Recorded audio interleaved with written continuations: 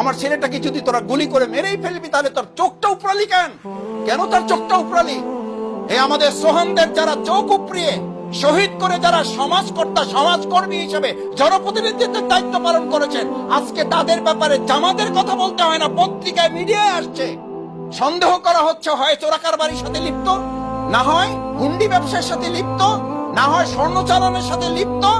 এই সমাজকর্মী দিয়ে বাংলাদেশ পরিচালিত হচ্ছে বলেই বাংলাদেশের আজকে এই দুরবস্থা। এখান থেকে বাংলাদেশ জামাত ইসলামী, জামাত কর্মী এবং সমাজকর্মীর সমন্বয় করে এই জাতিকে উদ্ধার করার দায়িত্ব আমাদেরকে গ্রহণ করতে হবে।